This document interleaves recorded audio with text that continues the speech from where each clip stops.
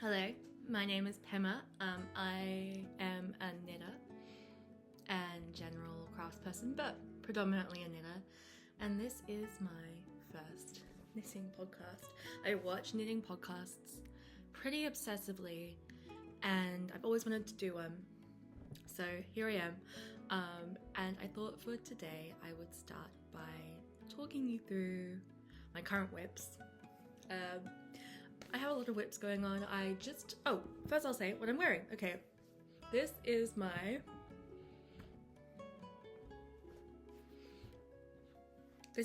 Ozetta, oh my god, what is the pattern called? 1 second.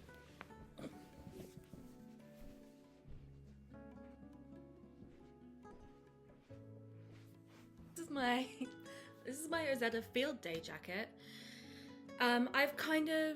It doesn't look a lot like the Ozetta Field Day jacket, which I will put a shot of here, simply because I hacked it, or I modified it somewhat by accident, in that I wasn't paying attention and I didn't knit enough rows in my repeats for the neckline, so the neckline is a lot shorter than the Field Day jacket actually is. I think it usually goes down to about here. It's also quite oversized, and that's because the Mancholopi wheel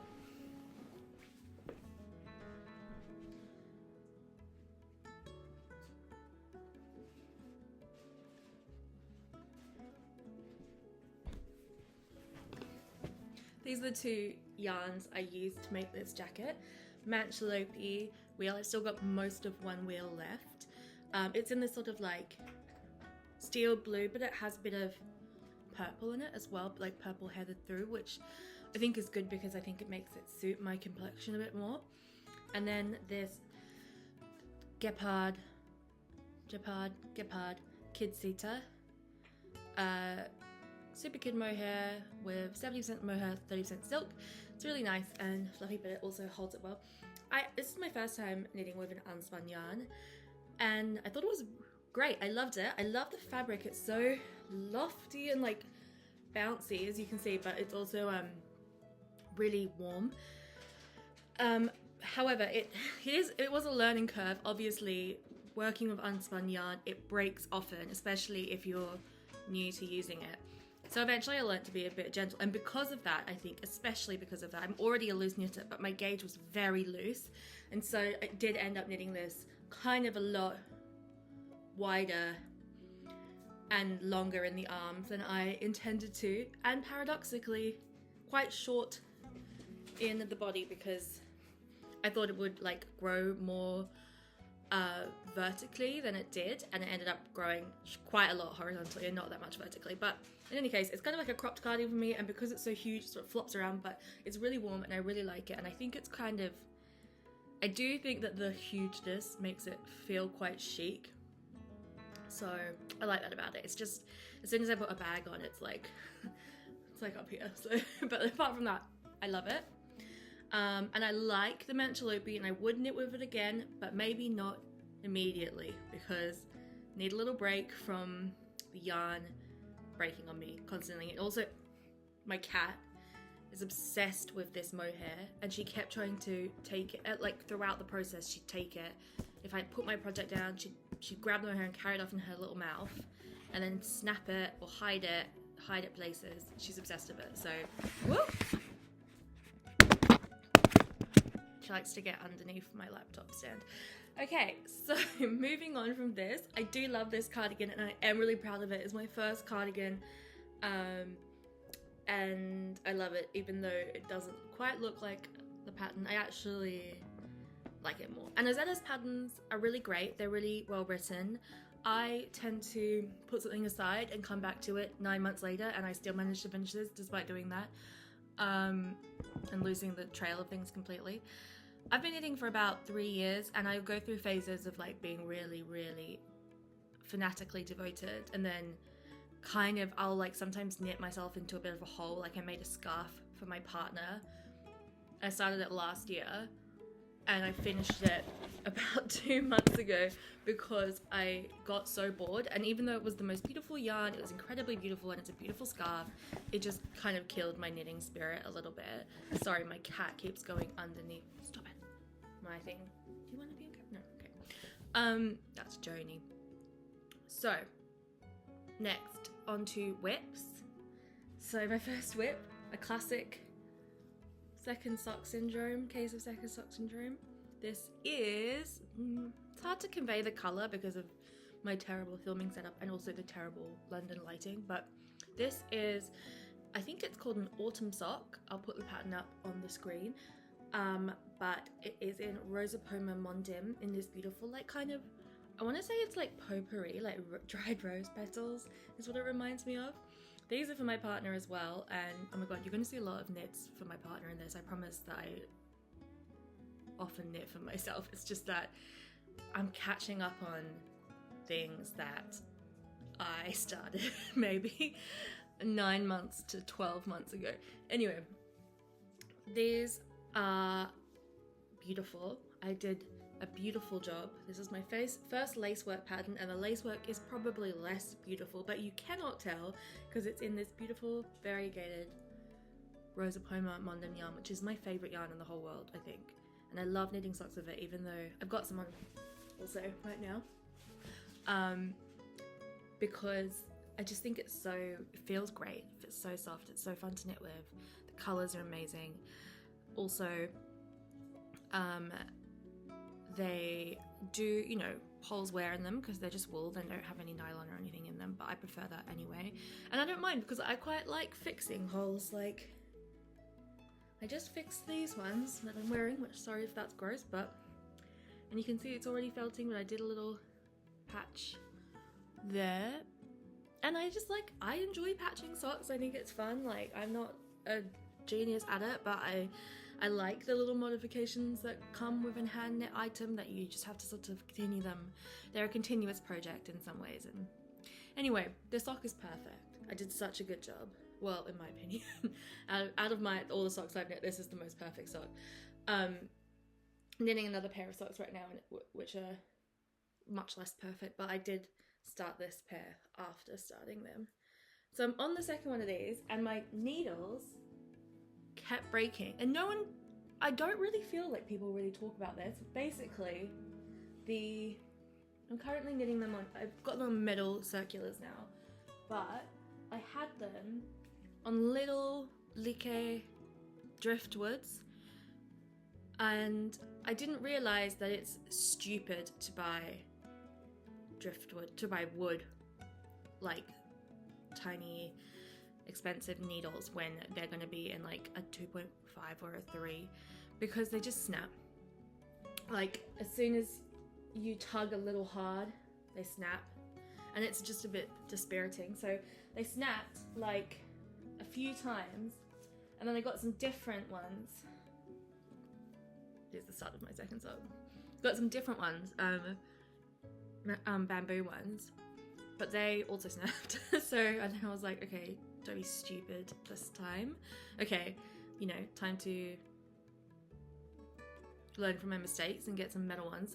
I generally prefer knitting on wood needles, but for these, you know, I went to my local yarn shop, which is Wild and Woolly, and I love it there. And I got these. So thank you to Bronte at Wild and Woolly for helping me get these. And they're really long, so I can use them for lots of different projects. I'm hoping to finish these by the end of Christmas, or by the end of the year. I probably won't. I'm working on a lot of other projects, but because I want to give them to my partner so that he can have his own pair of warm socks, and he chose this yarn, so I really want to give them to him. Joni! Oh god, okay. My old cat who passed away was just not interested in my yarn at all, and so it's been quite a shock to me that Joni is so obsessed. Alright, moving along. Another whip for my partner. Kind of, nah, it's nice of me. I'm sweet. Okay, so this is going to be the Melange sweater, the Petite Knit Melange sweater Man. Am I melanging that well? Debatable. it's getting quite... Joni! Excuse me. Joni? Go play this. Play that. Go. Oh, God. Okay, so... Ow! This is knit in Tin Pea again. This like kind of baby blue, and this... I thought it was going to be warmer, but it's actually cooler, cream. The marling is a little patchy. It's a little more striped than marled, some might say. But I think it's fine. And I'm using really lovely, my favorite, C-knit noodles? C-knit needles for this. 4mm. And I really like the Tin Pea again, and I might get the Pea Gint and knit with that as well on another project because I'm enjoying it a lot. I like really rustic yarns. I think this one is actually quite soft and will be quite soft. He's quite sensitive, but he'll wear a shirt under it, and I think it'll soften with blocking. Like the little swatch I did has softened with blocking, so I feel like my marling is way better in this swatch. But it can't just be constantly twisting, you know. I have to just at some points let it go. This is supposed to be my relaxing knit. I can't just be twisting okay, this is a gift as well for one of my friends. These are the Alma mittens, and I think I'm doing the increases for the thumb gusset wrong, but I guess we'll see.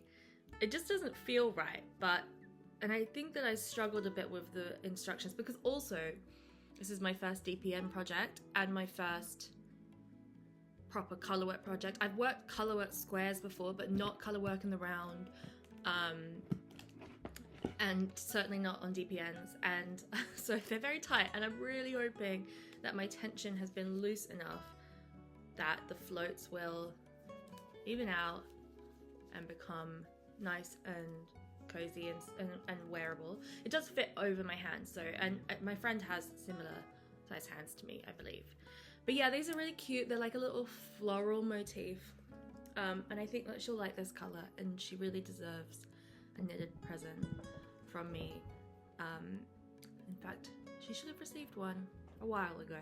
I did start a pair for her last year and then frogged them, and I actually used this pink yarn for those, and I frogged them and got this brown yarn, and it is Delana Rustica.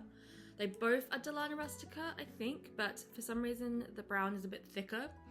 And I did say I didn't want to work with an unspun yarn, and it is very lightly spun, but it breaks a lot of the time if I pull too hard. So you can see there are a lot of little bits of like tufty little, apologies about that sound, it's my cat, as you may have guessed, tufty little bits in there that have snapped, but that's okay. I like it. I like this yarn. Word on the street is that this is the yarn that Baba uses, that really fancy brand, so I do want to knit a jumper, and I love, freaking love, this brown color. This is my color, I think, so I want to knit something with that. This is not my color, and I wouldn't knit something with this for myself, but I think it is my friend's color, so, and together they're fun. Alright. Okay, actually, my two last whips. This is a really cool, it's kind of hard to see what it's going to be. It's going to be like a hood. It's from this book, Knit by Alice Hoyle, who is the creator of Rose Patterns. And I'll just show you what the finished picture looks like. This book's amazing, and it's really exciting because I really like textured knits, and I generally like knit stockinette, but it's really fun to work on something small, and often like a lot of them have like quite big needles, and so they don't take too long, but they're also really interesting and inventive and kind of challenge my brain. Okay, all right, so this is going to be the final object, and I love the colors that she's used in her versions, but I'm going for this This is Delana Rustica again, this maroon, and then the blue is actually, I think, Crazy Sexy Wool by Wool and the Gang that I've had for a really long time, that I made a vest in like a long time ago, and for some reason I ordered way too much and I have so many balls left, so I'm trying to use it up. So the fibers are quite different, but I think that'll be okay. And I think it'll look a lot neater when I block it as well, but it's gonna be cute. And this is a present for someone. I can't say, because who knows, they might watch this and I don't want them to know it's for them. And then these are my final whips actually. These are some socks. The first one is done and it is so small. These are by Cool Stitches, and I can't remember what the pattern's called. I think it's like the fuzzy sock, the mohair sock, and it is like a mohair with like little cables. It's pretty cute. I'm definitely I'm not very, okay, as a knitter, I'm not the best at like following the instructions perfectly, and I often do things like, for example, start my cable in a half, like do a half cable at the top. I don't know why I did that. Well, this cable is 100% shorter than this cable. I also didn't follow the cables through to the foot because I got bored of doing the cables. So this is also tiny, but the person who I'm giving this to has very small feet, and I can get this onto my foot, and my foot is a size 7, and it doesn't look good on me, but I think it will look good on this person that's getting them. So also I really love, I think it's Spin Cycle yarns. I really love this yarn. It's so fun. I really want some socks in it, but it's not going super far. Like, it's still, there's not that much left. I feel like, I think I can get it done, but I'm hoping. But anyway, I don't really have any issue with just changing to a different color yarn towards the end of the project. Also, this is just drops mohair, silk mohair that I've had for a long time, and I'm using it up. This has gone on forever. This ball's lasted forever. Anyway, that's it. I think these are also C-knit needles, and they are a 3mm.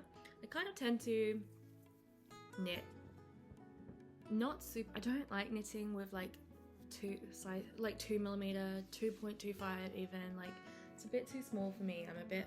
Takes too long, and I would say that I am a process knitter. I am interested in process, but I'm also interested in finishing things faster than that, because I do otherwise. I don't know when my mood's gonna swing and when I'm gonna be like, oh, I've stopped knitting for the year.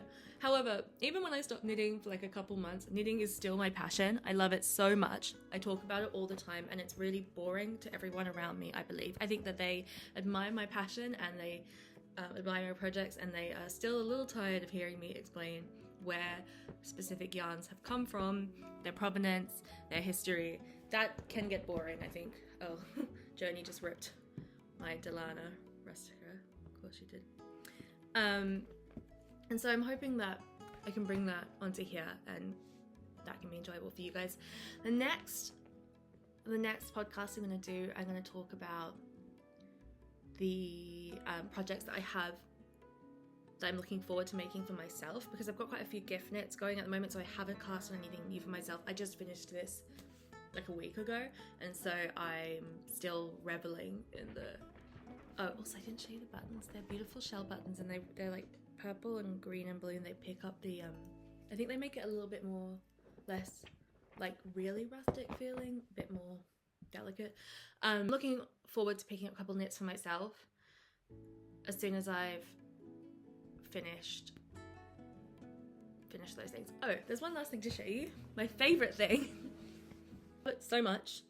Want to knit more. Wish I had more time to knit more ornaments. This one's for my cat. It's a really bad sock that mini sock that I haven't steamed or anything, so it looks really lumpy, but it's a mini Joni ornament. Little sock. I love it. This one was for my partner. It's got our initials on it. And then also it's a little house. I'll put the names. These are patterns, and I color the pattern names. I'm gonna put them on the screen. And then finally, this little jumper for myself, using this really cool Japanese yarn as the like accent for my name. And I think that was, oh, because she's got the mohair. Okay, I've got to wrap up so I can rescue that mohair. Anyway, oh my god, she's taken away. All right. Thank you so much for joining me. Subscribe if you liked it. I'm going to put out a new one soon. This is really fun. I love talking to myself. And hopefully talking to people who are going to watch it. So thank you so much and have a lovely December.